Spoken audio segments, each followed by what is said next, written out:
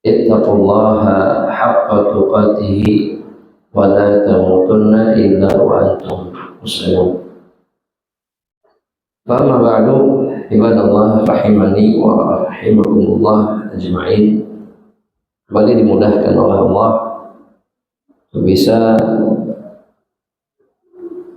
menyelami makna-makna ayat-ayat Allah Subhanahu wa ta'ala, mentadabburi ayat-ayat Allah sebagaimana yang diinginkan oleh Allah Subhanahu wa ta'ala. Karena tadabbur adalah sifat di antara sifat orang-orang yang beriman kepada Allah Subhanahu wa ta'ala.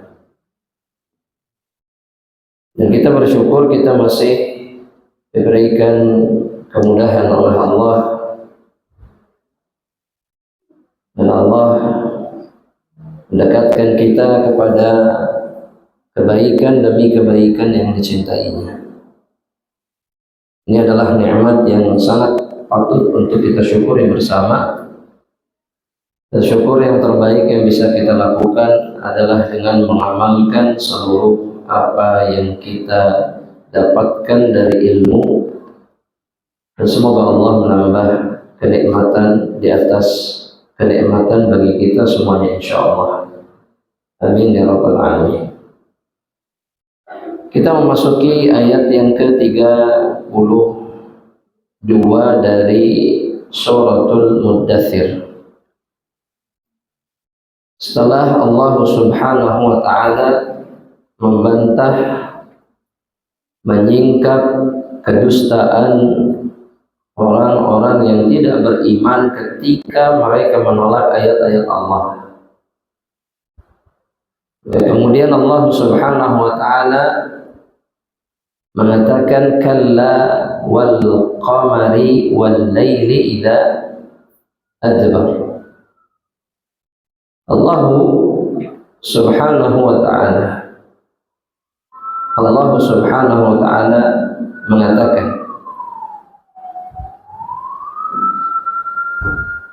sekali-kali tidak demi bulan dan demi malam ketika dia pergi. Allah bersumpah dengan keagungan, dengan kebesaran makhluk yang diciptakan oleh Allah Subhanahu wa ta'ala.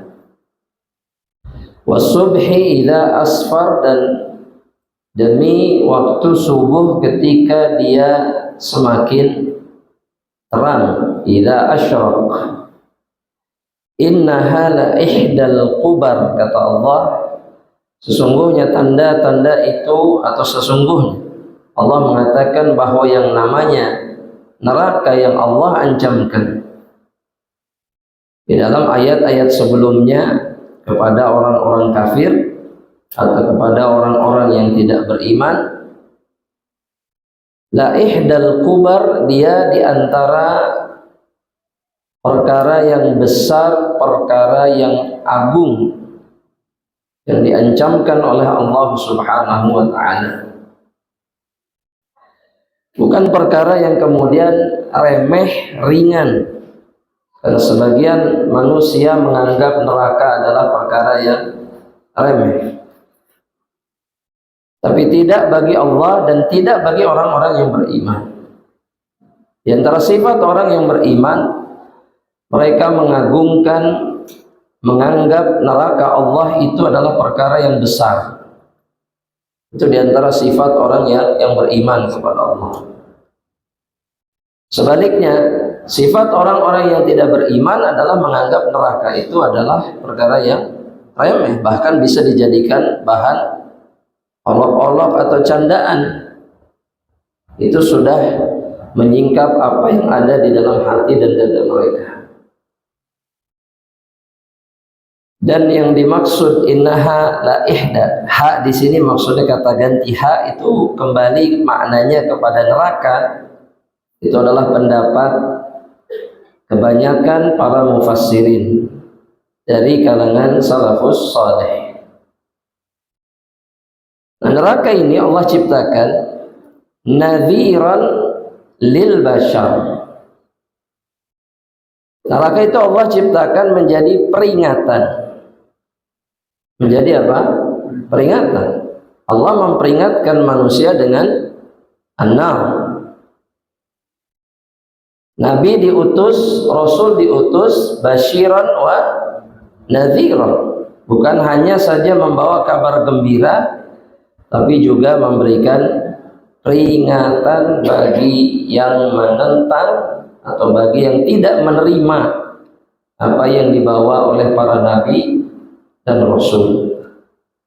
Ibnu Katsir mengatakan, ketika Allah berfirman nadhiran lil bashar liman sya'a minkum ay yataqaddama aw yata'akhkhar. Artinya, kata Ibnu Katsir, neraka itu menjadi peringatan bagi siapa? Liman sya'a an yaqbalan nadharata wa yahtadi lil haqq. Bagi orang-orang yang mau menerima peringatan dan kemudian mau mengambil atau meniti jalan kebenaran. Au yata'akhkharu anha wa yuwalli wa yaruddaha. Atau juga manusia, atau juga bisa jadi dia yata'akhkhar, dia mundur dan kemudian berpaling. Nah, dalam ayat yang lain ahibati fillah, Allah subhanahu wa ta'ala mengatakan dalam surat Qaf, dalam surat Qaf.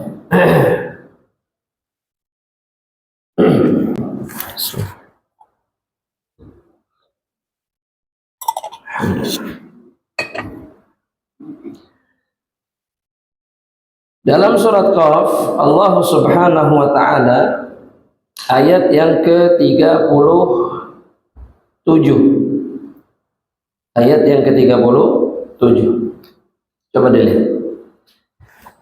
Ayat yang ke-37. Bahwa orang-orang yang bisa menerima peringatan atau apapun yang diberikan oleh Allah subhanahu wa ta'ala, itu adalah orang-orang yang memiliki tanda-tanda atau sifat-sifat berikut. Kapan manusia itu bisa menerima peringatan, menerima pengingat dari Allah? Allah gambarkan dalam ayat ini.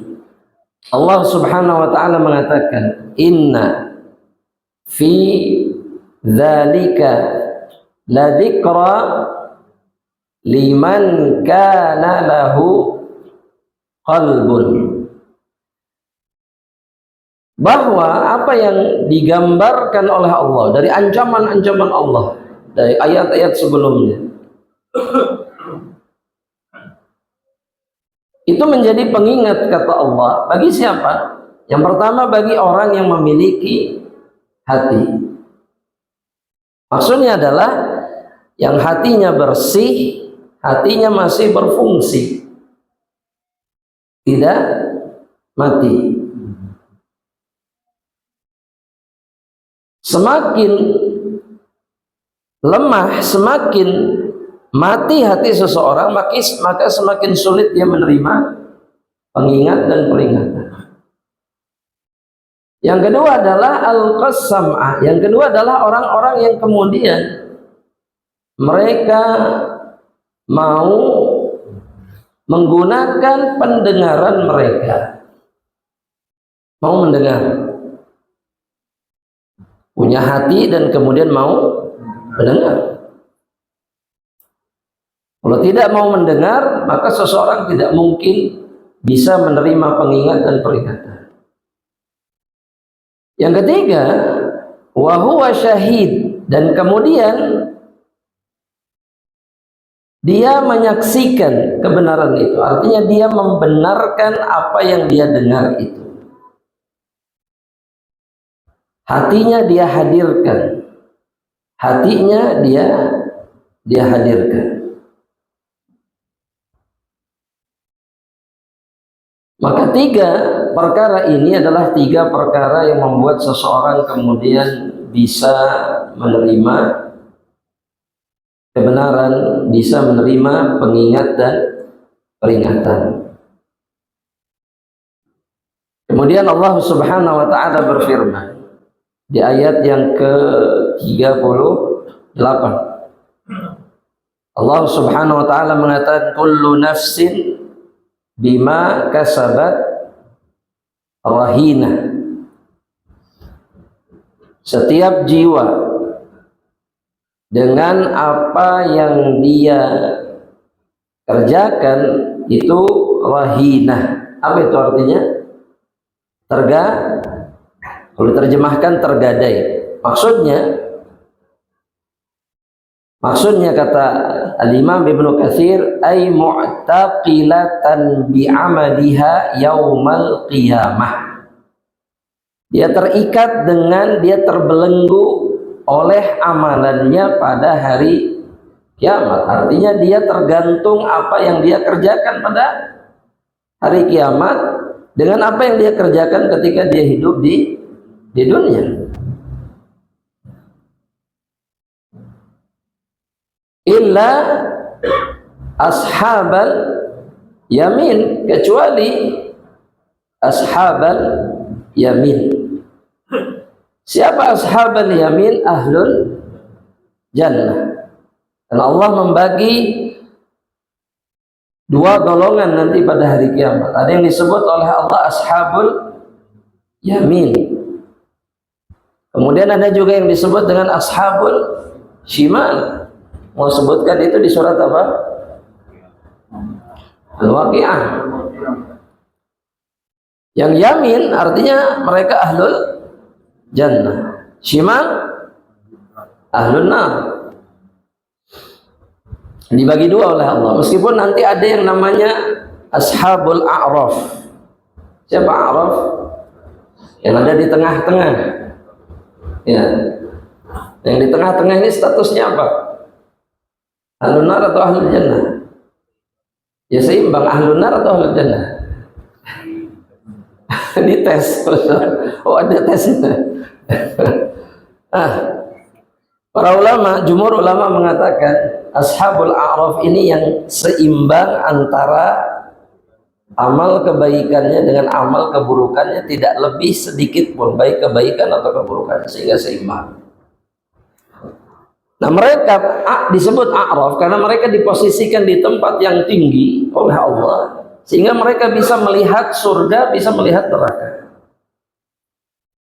Jadi yang surga terlihat oleh mereka sehingga mereka mengatakan salamun alaikum. Ini antum bisa baca di surat Al-A'raf.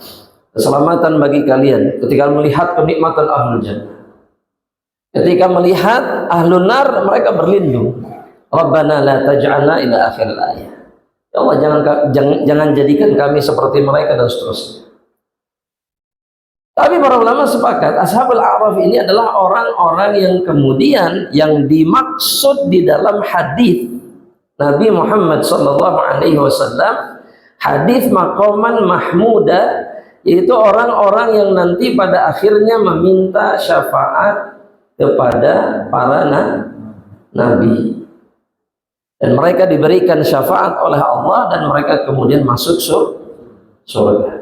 Jadi tempat kembalinya ashabul a'raf itu jannah, bukan di tengah-tengah. Karena tempat kembali itu hanya 2, surga, neraka. Imma ilal jannah, imma ilal nar. Karena keduanya akan ditutup dan tidak ada lagi orang yang berada di luar 2 tempat itu sampai waktu yang hanya Allah Subhanahu wa taala yang mengetahuinya. Ashabul yamin, kata Allah, fi jannati yatasa'alun 'anil mujrimin. Mereka di surga saling bertanya. Yatasa'al, yas'alun, kata Ibnu Katsir, 'anil mujrimin, tentang para pendosa. Yas'alunal mujrimin wa hum fil ghurufati wa ulaika fid darakat, di mana ashabul yamin itu di dalam kamar-kamar mereka, ya. Jadi di surga itu ada tempat yang namanya ghuraf atau ghurufah. Nah, ulangi sekali lagi. Di surga itu ada tempat-tempat yang namanya ghuraf. Ghuraf. Apa itu ghuraf?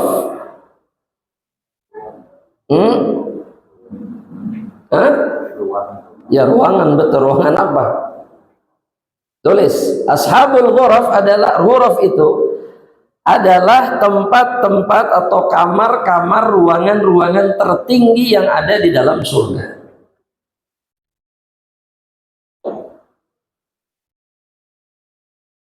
Dan dalam hadis yang sahih yang diriwayatkan oleh Al-Imam Muslim,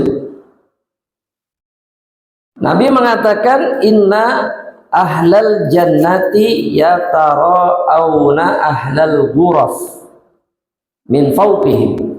Ahlul jannah itu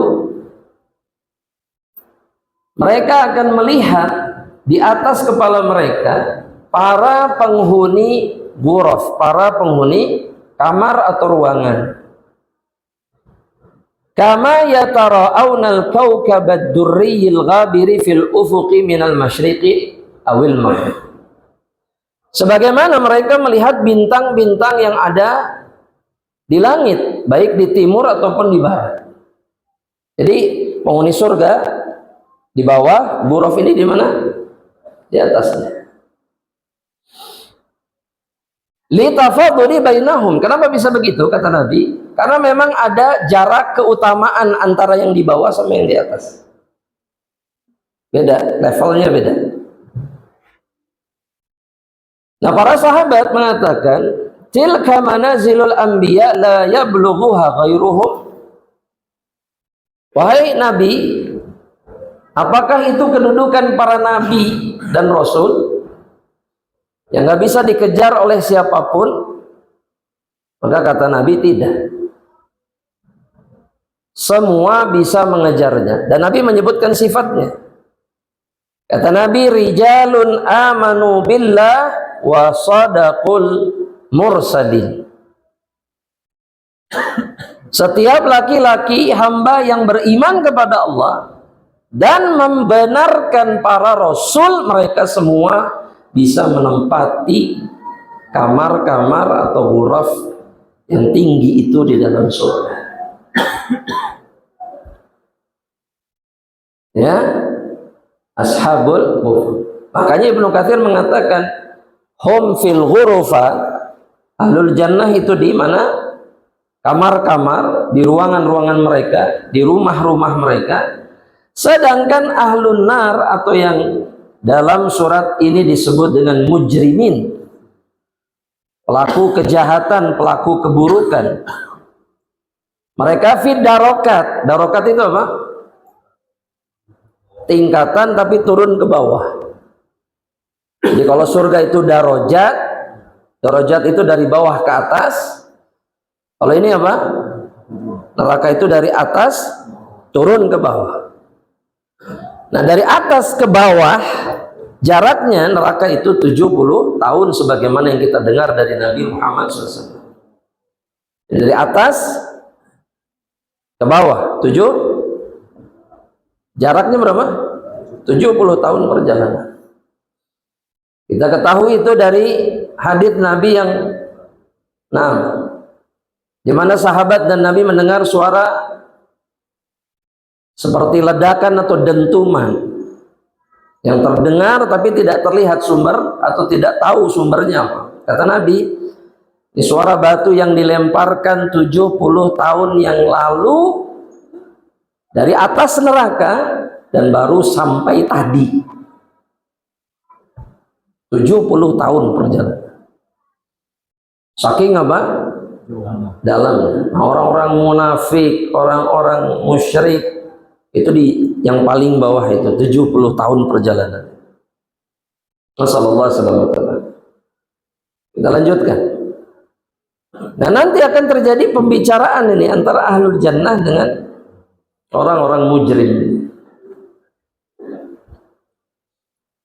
Ahlul jannah akan bertanya kepada mereka, ma salakakum fi saqar? Apa yang membuat kalian masuk ke dalam neraka?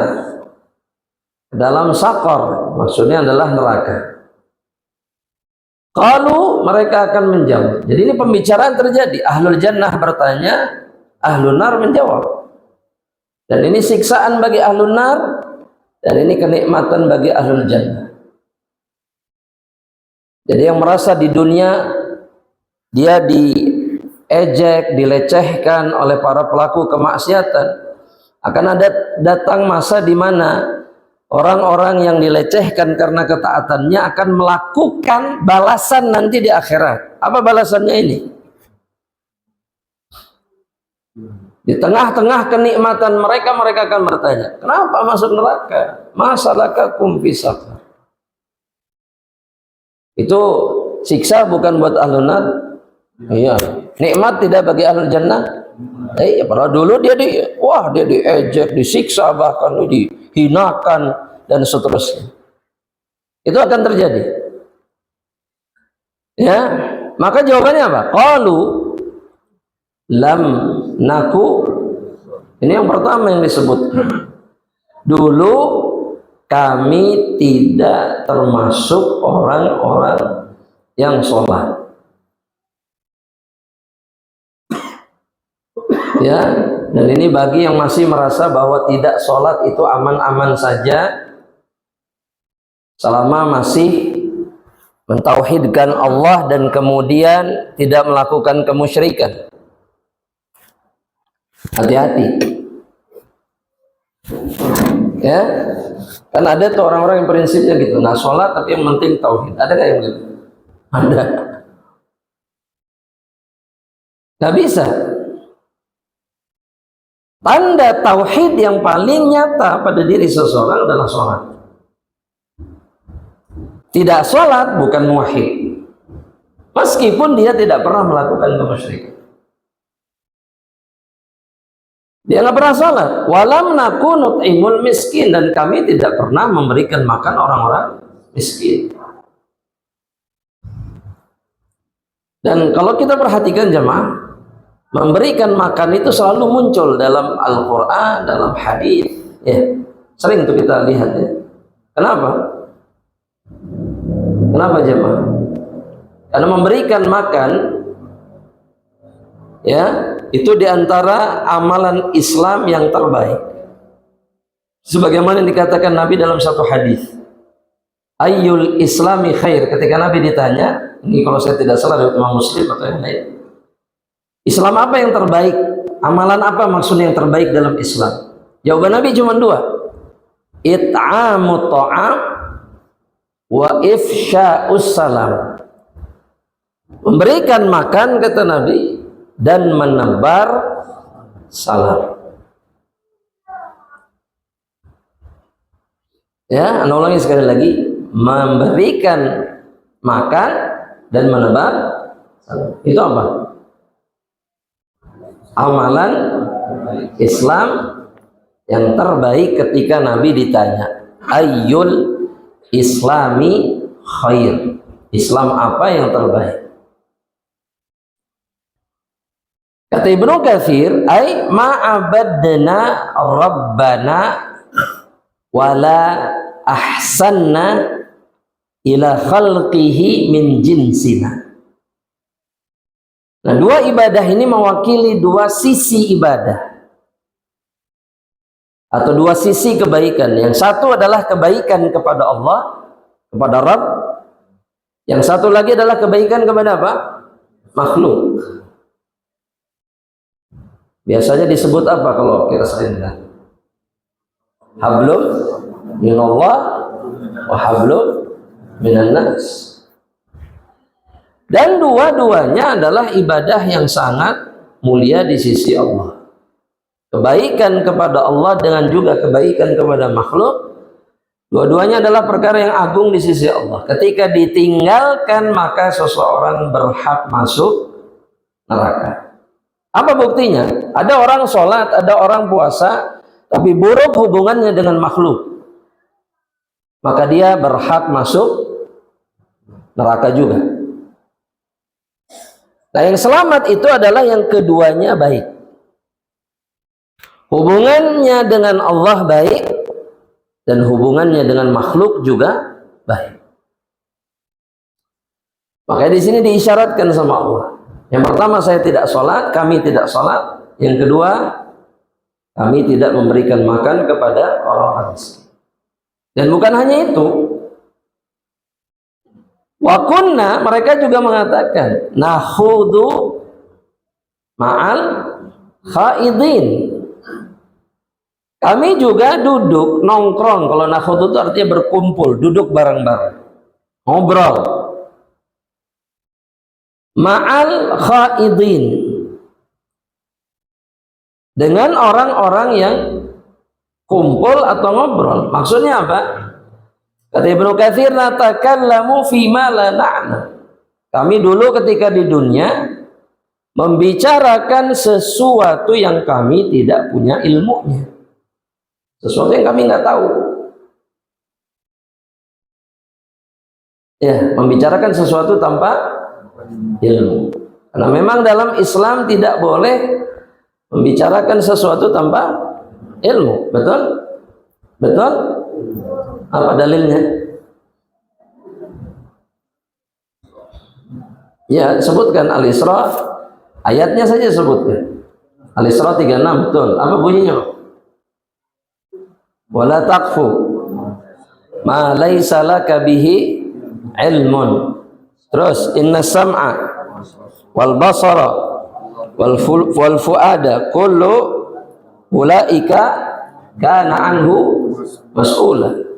Janganlah kamu berbicara tentang sesuatu yang kamu tidak punya ilmu tentangnya. Kenapa? Karena pendengaran, penglihatan, hatimu, semua itu akan ditanya. Atau juga kata Ibnu Katsir rahimahullah ta'ala, qala Qatadah, al-Imam Qatadah mengatakan kullama ghawa ghawin ghawaina ma'ahu. Setiap kali ada orang yang menyimpang pembicaraannya, maksudnya menyimpang dari kebenaran, kami ikut menyimpang bersama dirinya. Pokoknya mah kalau ada yang baru ikut. Ya, pokoknya apa saja bebas lah. Ya, nanti ada yang modelnya begini ikut, ada yang modelnya begitu ikut. Nah, ini kalau kata Ali bin Abi Thalib, di antara jenis manusia itu ada yang apa namanya, mohon maaf, kata Ali bin Abi Thalib itu seperti kambing gembalaan. Ali bin Abi Thalib mengatakan seperti itu. Maksudnya apa? Apa kemiripannya? Yatba'u kullu na'ikin, di mana dia mengikuti suara siapapun yang berteriak memanggilnya. Jadi panggil ke sana ikut, panggil ke sini ikut. Nah, yang seperti ini celaka atau tidak?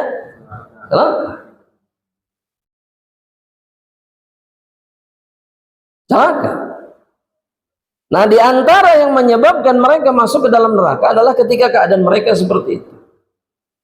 Tidak punya pendirian, mengikuti siapa saja tanpa ilmu. Ikut aja ke sana kemari, nggak ada masalah. Yang penting rame. Yang penting rame. Oh, demi solidaritas nggak apa-apa. Tapi konsekuensinya berat. Ya, kalau agama tidak bisa demi, kalau perkumpulan manusia bisa, betul? Tapi kalau agama nggak bisa demi solidaritas. Harus karena Allah Subhanahu wa ta'ala di atas tuntunan Rasulullah SAW. Kemudian mereka pun mengatakan wa kunna nukadzibu biyaumiddin, dan kami juga mendustakan hari pembalasan. Tidak percaya dengan adanya hari kiamat. Dan ini umum ada pada orang-orang yang tidak beriman. Hatta atana al-yaqin, sampai datang kepada kami al-yaqin, yaitu kematian. Seperti yang Allah firmankan di dalam surat Al-Hijr ayat ke-99. Apa kata Allah? Wa'bud rabbaka hatta ya'tiyakal yaqin. Beribadahlah engkau kepada Rabbmu sampai datang keyakinan. Al-yaqin di sini maknanya adalah al-maut, al-maut. Karena kematianlah yang menyempurnakan keyakinan seseorang. Orang kalau sudah datang mati baru sempurna yakinnya. Betul? Iya. Begitu juga seperti yang dikatakan Rasulullah SAW dalam hadis sahih riwayat Imam Bukhari, ketika Utsman ibnu Maz'un namanya. Utsman ibnu Maz'un ini adalah orang muhajirin yang pertama kali dikuburkan di kuburan Baqi. Kuburan mana? Baqi yang ada di Madinah. Beliau yang pertama.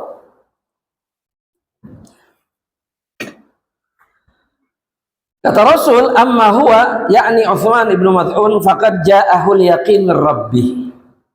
Ketika meninggal, kata Rasul SAW, adapun dia yaitu Utsman ibnu Maz'un telah datang keyakinan dari Rabbnya. Maksudnya al-maut. Nah, Allah melanjutkan, fama tanfa'uhum syafa'atus syafi'in. Allah mengatakan, kata Ibnu Katsir, man kana muttasifan bimithli hadhihi sifat fa innahu la tanfa'uhu yaumal qiyamati syafa'atu syafi'in. Yang memiliki sifat-sifat seperti di atas tadi, yang pertama nggak sholat, tidak ngasih makan,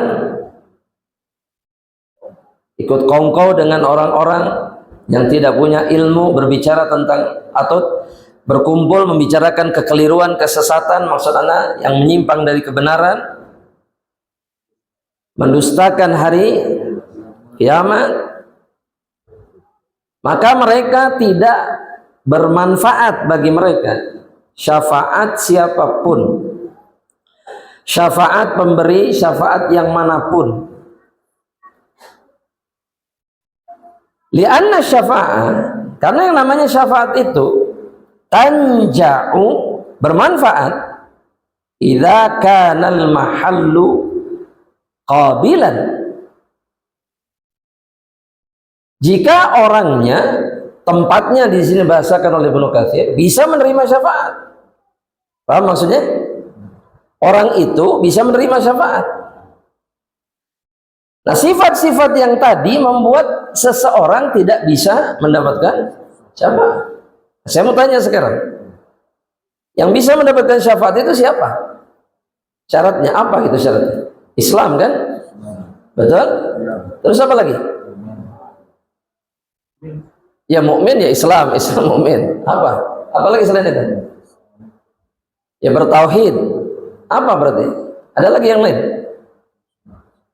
Diridhoi oleh Allah, diizinkan oleh Allah, gitu ya. Baik.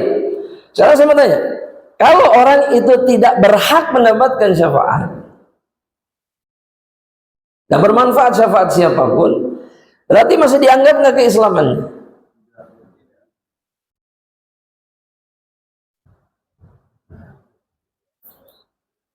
Bermanfaat tidak keislamannya? Ada Islam tidak? Nah, ini ayat-ayat ini, terutama ayat yang tadi yang awal, lam naku minal musallin, ini harusnya dikhawatirkan oleh orang-orang yang tidak sholat. Dan ini yang menjadi dalil banyak ulama yang mengatakan bahwa tidak sholat itu bisa gugur keislamannya.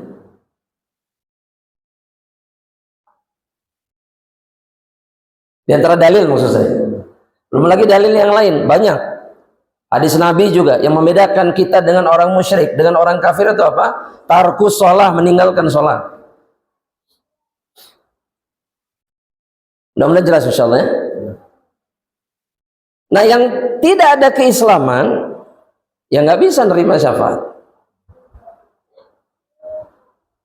Dan di antara ciri orang itu tidak Islam, ninggalin sholat. Di antaranya begitu. Baik. Padahal selama orang itu Islam, dianggap Islam sama Allah, sebesar apapun dosanya, Allah mungkin saja mengizinkan dia mendapatkan syafaat. Karena Nabi mengatakan begini dalam satu hadis yang sahih riwayat Imam Bukhari.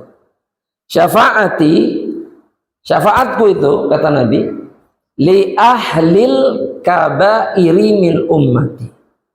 Syafaatku itu adalah untuk para pelaku dosa besar dari kalangan umatku. Jadi justru syafaatnya Nabi atau syafaat secara umum itu Allah persiapkan untuk ahlul kabair, untuk para pelaku dosa besar. Yang penting masih umat Nabi Muhammad SAW. Ya. Nah sekarang mungkin nggak orang dosanya besar tapi masih umat Nabi? Ya mungkin bisa. Maksudnya dosanya besar banyak tapi masih sholat misalkan, mungkin nggak? Mungkin, banyak sekali yang begitu. Banyak, bukan hanya mungkin, banyak. Sholat mah sholat tapi dosa besarnya berjejer. Nah syafaat Nabi itu untuk yang begitu. Allah persiapkan untuk orang-orang yang seperti itu modelnya. Karena yang soleh sudah tidak butuh syafaat. Yang soleh masuk, dimudahkan masuk surga. Nah yang butuh syafaat itu yang ada kemungkinan celaka masuk neraka. Tapi muslim. Mudah-mudahan jelas insyaallah. Fa'amma man wafallahu kafiran yaumal qiyamati fa innahu lahun nara la muhala khalidan fiha. Adapun orang-orang yang kafir ini balasannya di sisi Allah adalah neraka. Tidak mungkin tidak, maksudnya pasti. La muhala khalidan fiha, kekal di dalamnya. Fama lahum 'anit tadhkirati mu'ridin. Kata Allah, mereka itu tadi itu yang ngobrol sama siapa? Orang-orang ahlul jannah, ashabul yamin. Mereka itu kalau mendengar peringatan, pengingat, itu mu'ridin. Mereka itu berpaling. Ibnu Katsir mengatakan, "Fama li haula'il kafarah alladzina qablaka amma tad'uuhum ilaihi wa tudzakiruhum bihi mu'ridin." Mereka itu orang-orang kufur, orang yang kufur itu atas apa yang engkau suruhkan, dakwahkan kepada mereka dari kebenaran dan pengingat untuk mereka itu, mereka berpaling. Itu diantara sifat orang-orang yang tidak beriman, berpaling dari mendengar kebenaran. Mereka nggak mau dengar. Ya, ka'annahum, bahkan Allah mempermisalkan sekuat apa keberpalingan mereka, seakan-akan mereka itu humurun mustanfirah, seperti keledai-keledai atau kuda-kuda yang lari dengan kecepatan yang tinggi, yang sedang dikejar oleh si singa. Farrat min qaswarah, mereka lari dari qaswarah. Qaswarah itu asad, dari singa. Nah secepat itu mereka lari dari apa? Lari dari apa? Pengingat. Kamu dengar? Jadi kalau sudah dikatakan qala Allah wa qala Rasul, sudah alhamdulillah. Berat ini, berat. Ini terlalu berat untuk didengar. Aduh, saya belum siap. Misalkan nih, misalnya bahasanya begitu. Kenapa belum siap? Padahal kan sebetulnya kunci cuma satu, tinggal dengar aja, dengar. Masalah masuk tidak masuk itu masalah lain. Tapi kalau sudah tidak dengar dari awal, gimana caranya? Ya kan? Padahal jelas gitu.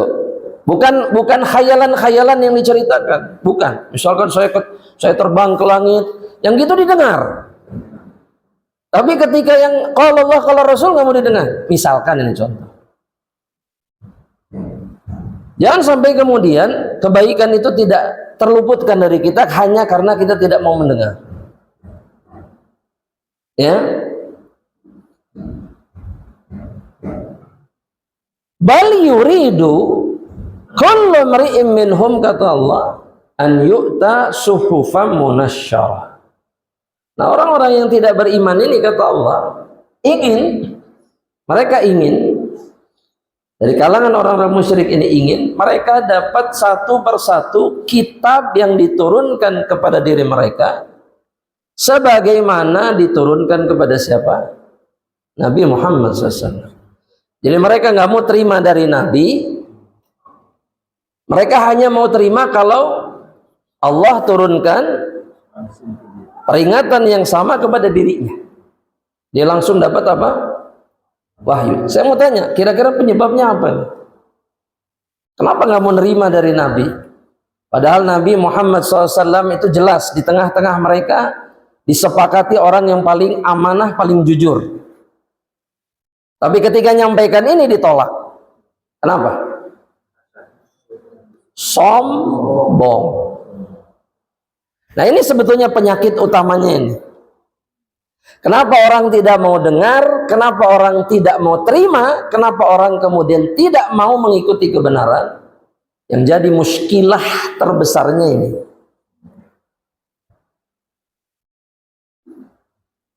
Batrul haq, menolak kebenaran, wa ghamtun nas. Sama persis seperti yang dikatakan Nabi.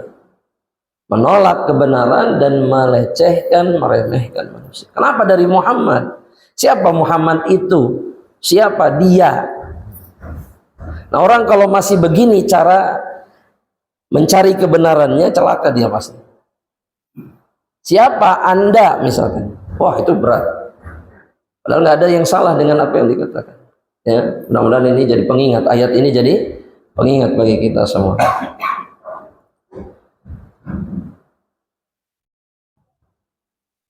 Perhatikan, wa idza ja'atuhum, ini sama kata Ibnu Katsir dalam suratul An'am. Allah berfirman, ayat yang ke-124, kata Allah. Ini persis Allah sudah menceritakannya di dalam ayat yang lain. Kaqaulihi wa idza ja'atuhum ayatun qalu, kalau datang satu ayat kepada mereka, mereka berkata, lan nu'mina, kami tidak akan beriman hatta nu'ta, sampai kami diberi mithla ma utiya Rasulullah, kami diberi hal perkara yang sama seperti yang diberikan kepada utusan-utusan Allah. Nah, Allah menjawab mereka, Allahu a'lam, Allah lebih tahu, Allah lebih paham, haitsu yaj'alu risalatahu, di mana Allah harus memberikan, meletakkan risalahnya kepada siapa.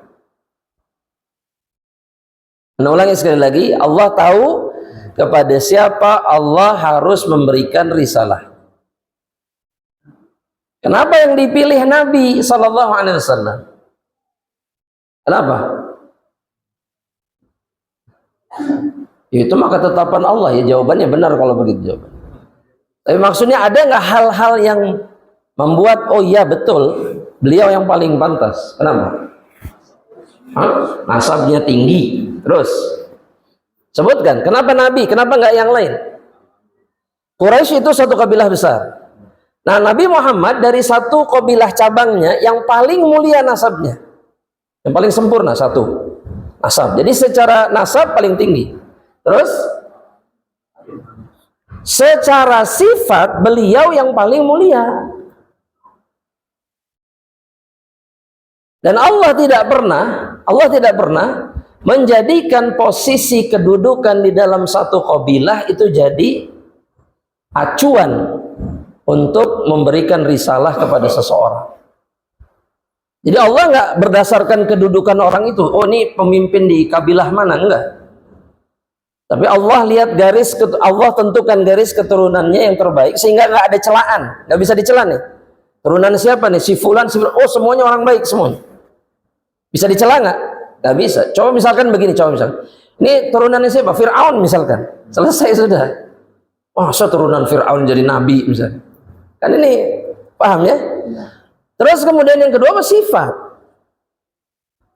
Sifat batin. Makanya yang dibersihkan sama Allah ketika Nabi masih kecil apanya? Dadanya, hatinya dibersihkan dari semua sifat-sifat buruk. Nah, kenapa Nabi yang dipilih? Karena Nabi tidak punya sifat buruk. Bersih, gak ada hasad, gak ada sombong, gak ada zalim.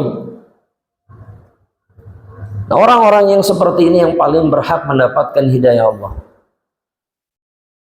Ilmu, kesolehan, yang hatinya bersih dari kotoran.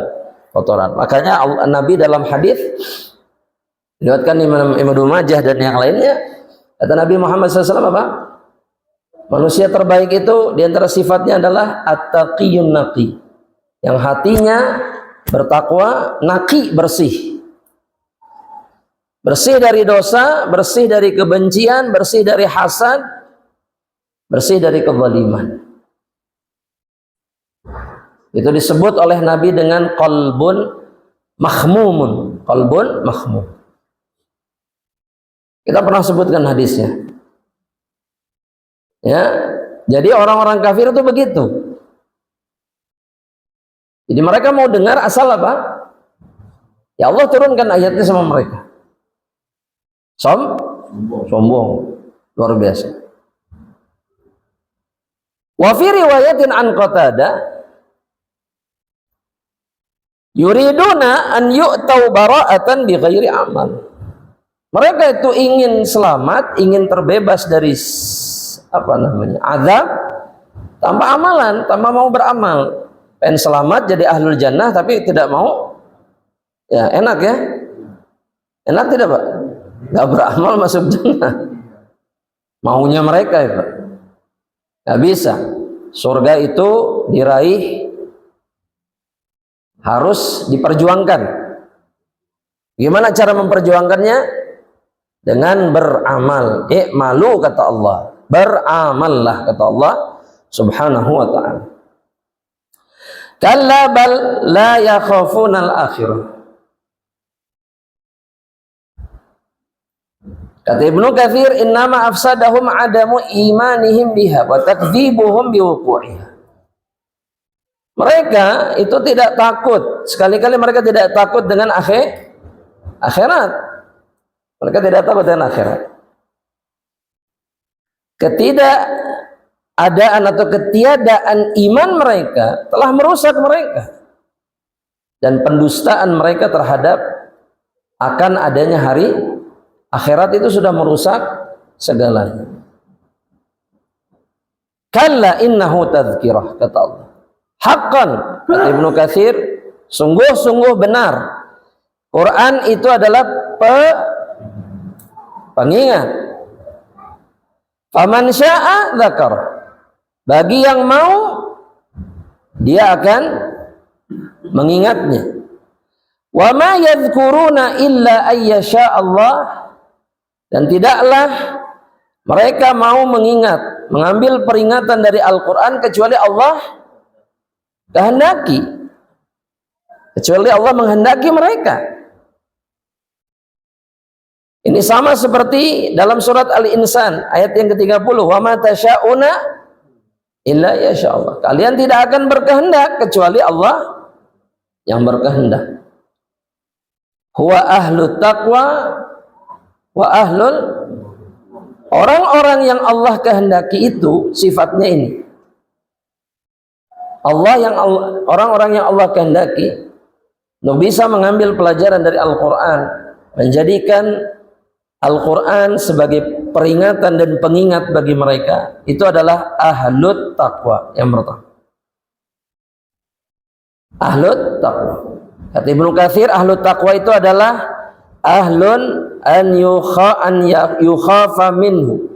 Itu orang-orang yang takut kepada Allah.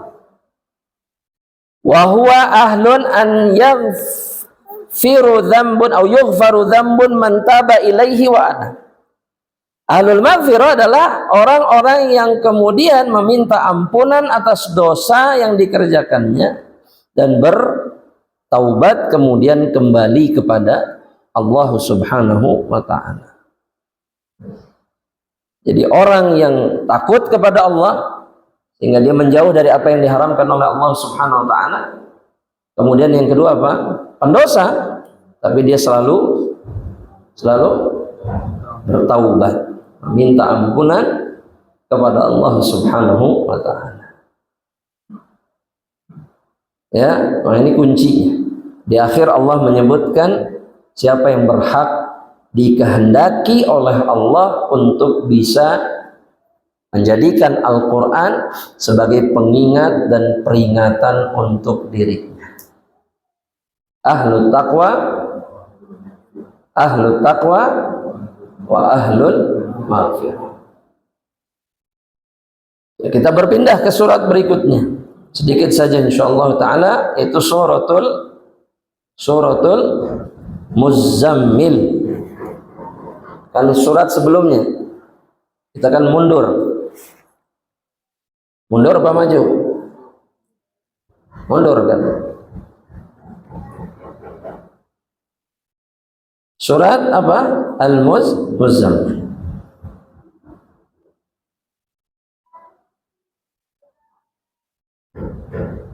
Kata Ibnu Katsir, wahiyya makkiyah, ini surat makkiyah.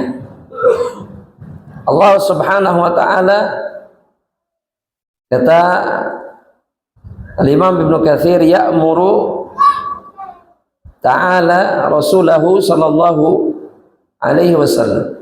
Allah itu memerintahkan Rasulnya sallallahu alaihi wasallam an yatrukat tazammul, untuk meninggalkan tazammul. Apa itu tazammul? At-taghatti fil lail, berselimut, berkemul di malam hari. Dan ini gambaran tidur yang enak, nyenyak. Allah larang atau Allah perintahkan nabinya untuk meninggalkan itu di malam hari. Wa yanhadu ilal qiyami li rabbih, dan kemudian disuruh berdiri untuk sholat menghadap Allah Subhanahu wa ta'ala. Kama qala ta'ala, sebagaimana yang difirmankan oleh Allah dalam surat apa Pak? As-Sajdah ayat 16. Apa kata Allah? Tatajafa junubuhum anil madaji'i, lambung-lambung mereka itu jauh dari tempat berbaring, dari tempat tidur. Yad'una rabbahum, mereka berdoa meminta kepada Rabb mereka, khaufan, dengan penuh rasa takut, wa tama'an, dengan penuh rasa harap, roja. Terus apa lagi tadi? Wa mimma razaqnahum yunfiqun, dan kemudian atas apa yang kami rizkikan kepada mereka, mereka menginfakkan.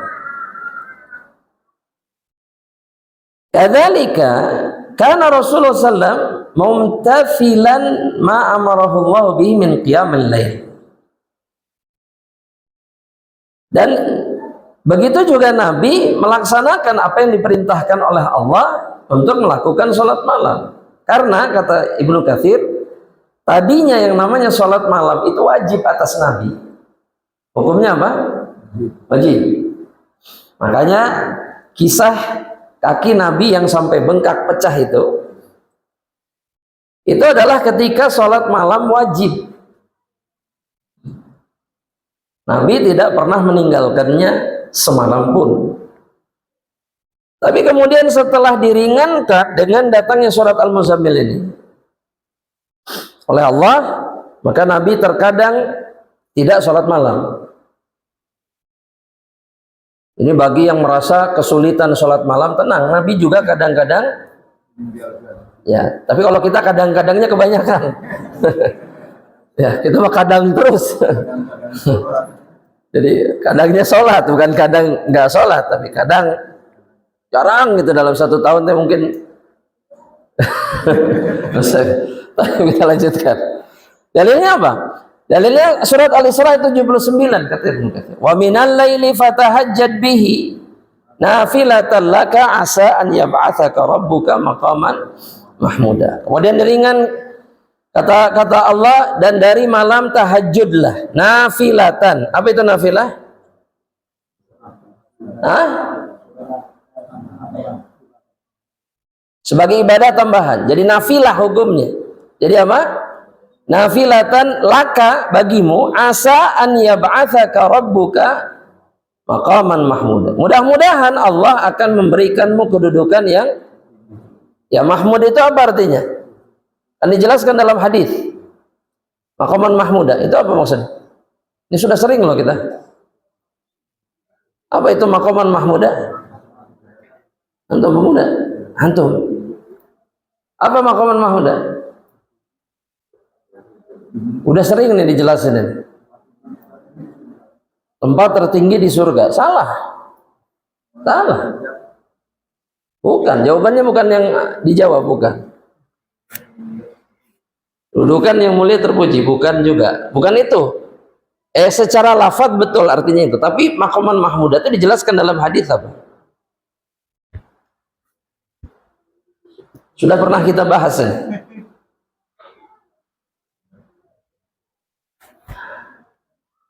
Nah, ini pertanyaan terakhir, udah. Sebelum kita tutup. Apa itu maqaman mahmuda?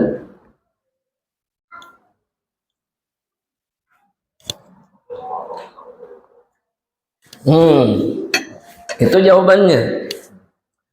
Maqaman mahmuda itu adalah hak yang diberikan oleh Allah hanya kepada Nabi Muhammad sallallahu alaihi wasallam untuk meminta kepada Allah dimulainya hari hisab atau hari perhitungan di padang mahsyar. Itu yang dikatakan sama Nabi. Jadi setelah keliling kepada nabi-nabi, kemudian datang kepada Nabi Muhammad SAW, Nabi sujud. Kata Allah, irfa' ra'sak, angkat kepalamu. Sal tu'tah, minta kamu diberi. Isfa' tusyaffa, minta syafaat, aku izinkan engkau memberikan syafaat.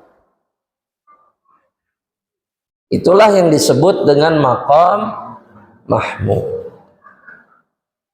Nah, untuk mendapatkan itu Allah apa? Allah apa? Perintahkan Nabi untuk tahajud.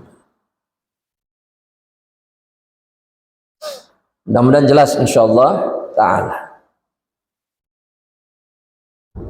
Baik, sampai di situ dulu jemaah. Sebelum kita lanjutkan insyaallah di perjumpaan berikutnya biidznillah. Wallahu alam, jika ada pertanyaan nanti silakan. Assalamualaikum. Assalamualaikum. Tadi yang disebutkan di Qur'an itu tapi untuk semua laki-laki yang beriman. Ya. Apa? Hanya disebutkannya untuk laki-laki beriman. Apa ini maksudnya? Yang disebutkannya kenapa laki-laki beriman. Baik. Dalam Islam itu ya, kalau khitab itu artinya ucapan itu ditujukan kepada laki-laki, misalkan ya ayyuhalladzina amanu, ya ayyuhal mu'minun, dan seterusnya, misalkan, maka itu masuk ke dalamnya perempuan. Iya, itu jelas, itu kaidahnya dalam Islam jelas. Karena dalam hadis Nabi mengatakan begini, an-nisa usyaqaiqur rijal. Yang namanya perempuan itu sama kedudukannya seperti laki-laki dalam syariat, sama. Jadi apa yang ditujukan kepada laki-laki itu juga sama ditujukan kepada siapa? Perempuan. Satu. Yang kedua, kecuali hukumnya khusus untuk perempuan, baru dibedakan sama Allah. Seperti perintah menahan apa? Pandangan mata, sama Allah dipisahkan. Qul lil mu'minin an yaghuddu absarahum. Katakan kepada orang beriman, jagalah pandangan mereka. Dalam ayat yang lainnya, qul lil mu'minat an yaghuddna absarahunna. Berarti ada penekanan di situ. Kenapa kok dipisahkan sama Allah? Paham maksudnya? Tapi kalau hukumnya sama, maka Allah cukupkan dengan khitab untuk laki-laki. Jadi bukan apa ya? Bukan pilih kasih, bukan dibeda-bedakan. Dan yang ketiga, ini ada satu hikmah sebetulnya yang jarang kita fahami. Dalam bahasa Arab itu, mereka sebisa mungkin tidak mengekspos perempuan. Kenapa? Karena perempuan bagi mereka itu kehormatan. Mahal, gak murahan. Paham? Jadi mereka tuh jarang memang menyebutkan, kemudian mengekspos. Nah itu terbawa sampai ke gaya bahasa Al-Quran. Mudah-mudahan jelas insyaAllah ya. Itu dijelaskan oleh Syekh Shalih Al-Utsaimin ketika menjelaskan hal yang seperti ini. Ya, jadi memang gaya bahasanya gaya bahasa orang Arab yang fasih, di mana orang Arab itu tidak suka dengan yang seperti itu, dan bukan karena melecehkan, merendahkan, bukan. Karena mereka tuh sangat menjaga wanita-wanita mereka. Meskipun jahiliyah. Mereka nggak suka, misalkan istrinya ditonton orang, misalkan mereka nggak suka. Misalkan keluar gitu dalam keadaan dinikmati banyak laki-laki, nggak bisa. Mereka nggak terima itu. Padahal musyrik. Ini bukan berarti mereka baik, enggak. Maksud Anda itu sifat yang semestinya. Itu dibenarkan sama Islam. Makanya ada seorang penyair jahiliyah itu mengatakan begini, aghuddu tarfi ma badat li jarati hatta tuwari jarati ma'wah. Saya itu menundukkan pandangan saya ketika tetangga perempuan saya keluar dari rumahnya. Jadi tetangga perempuan ini keluar, dia di depan. Nah ketika keluar, matanya dia tundukkan. Sampai kapan? Sampai tetangga ini masuk lagi ke rumahnya. Padahal musyrik. Karena dia merasa itu kehinaan gitu. Dan dia nggak suka juga istrinya ditonton sama laki-laki lain. Nah dia nggak mau memperlakukan istri orang seperti itu, nggak mau dia. Nah orang mukmin itu lebih patut untuk melakukan. Non jelas. Pertanyaan kertas.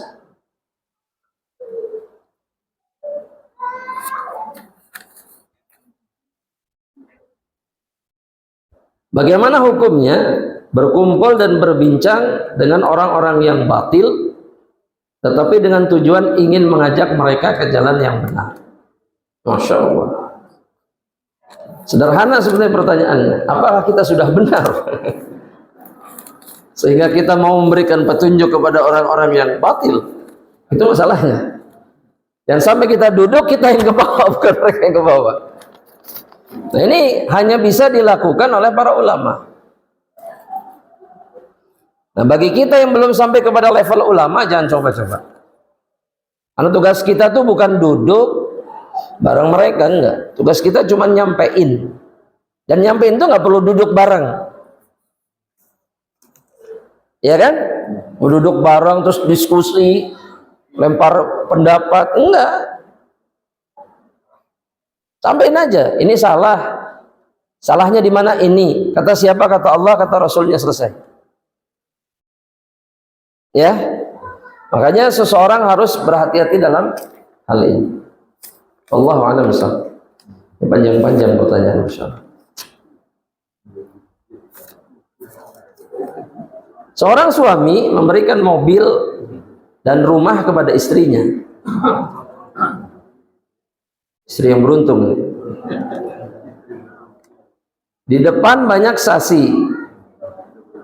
Mobil dan rumah tersebut sudah di atas namakan istrinya. Beberapa tahun kemudian sang suami membatalkan pemberiannya.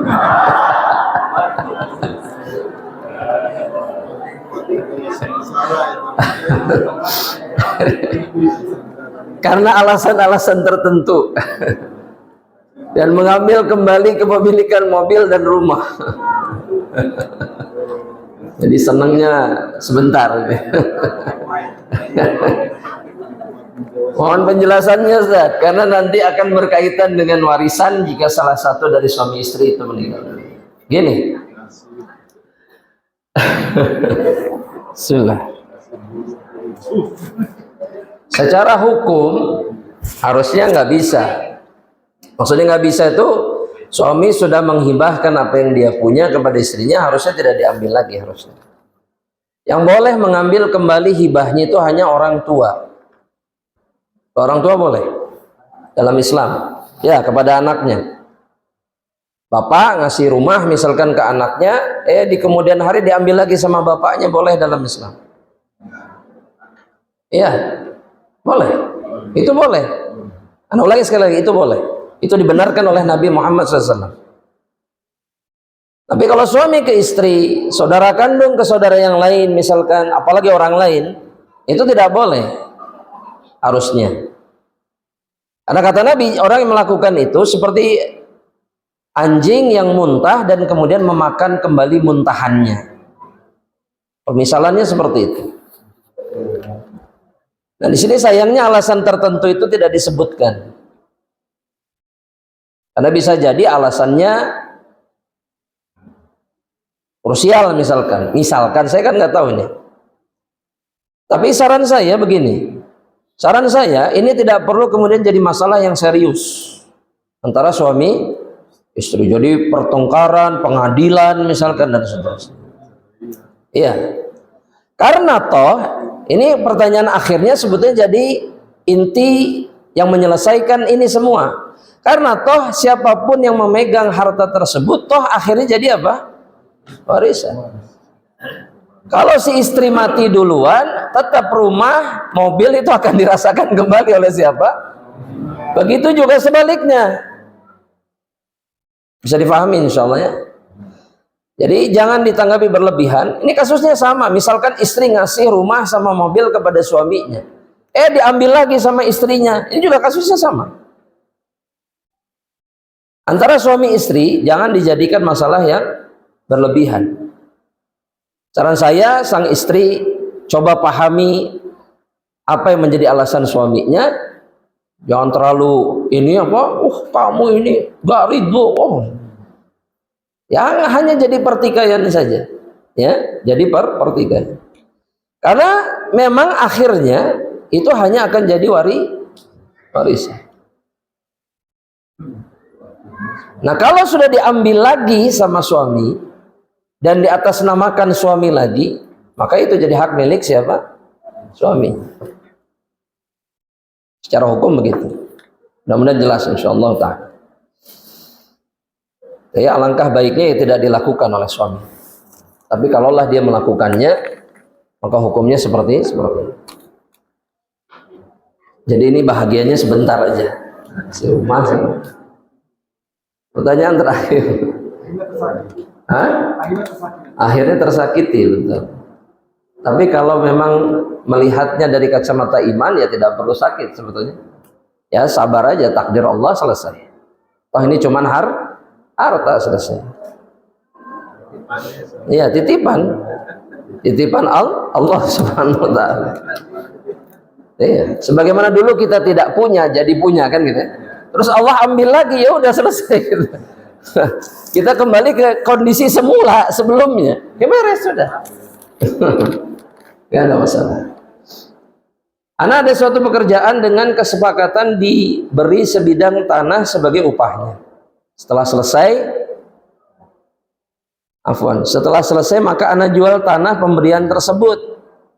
Karena ana pun mengeluarkan uang untuk pekerjaan, bikin kafling dan seterusnya. Nah, setelah itu ternyata pemberian tanah itu diucapkan memberinya tidak ridho dan ingin dikembalikan berupa uang. Hari itu kumaha. Pertanyaannya, ana mulai nyicil sebab sudah dijual dan terpakai untuk beberes kehidupan sehari-hari. Nah, sekarang belum lunas. Apakah kalau ana meninggal cicilan belum beres itu adalah hutang?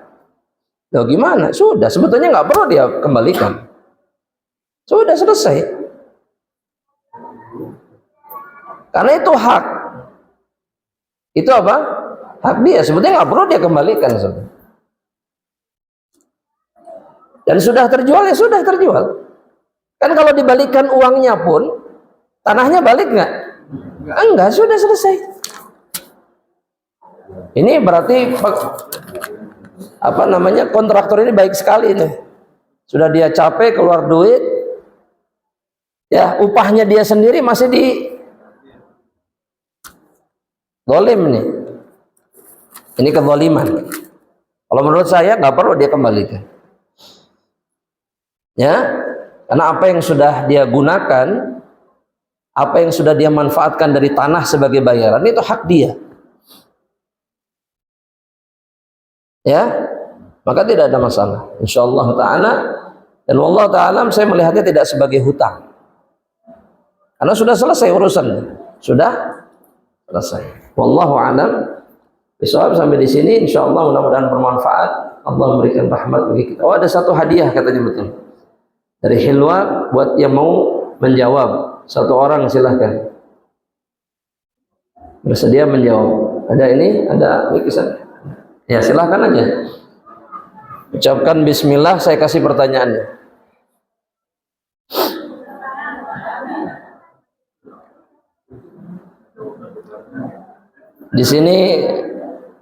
Di sini pertanyaannya setelah ngangkat tangan. Bukan pertanyaan dulu. Sudah ada. Nah, baik. Pertanyaannya sebutkan ciri-ciri penghuni neraka yang Allah sebutkan tadi dalam surat Al-Mudaththir. Apa ciri-cirinya? Yang jawab satu orang. Yang pegang mic. Silakan. Ya Allah. Silakan.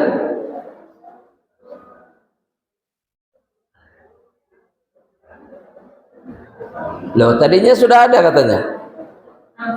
Fadhal. Kenapa?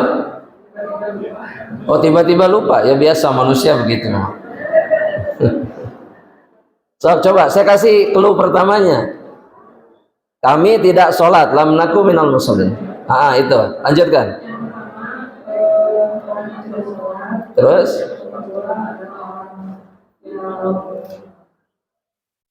Tidak memberikan makan kepada orang miskin. Betul, orang miskin. Terus?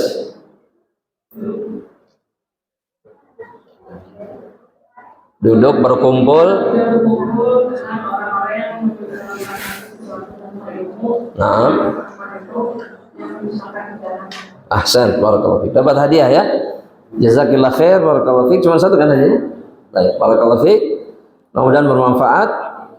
Kita akhiri perjumpaan ini dengan doa kafaratul majlis. Subhanakallahumma bihamdika asyhadu an la ilaha illa anta astaghfiruka wa atubu ilaik. Assalamualaikum warahmatullahi wabarakatuh.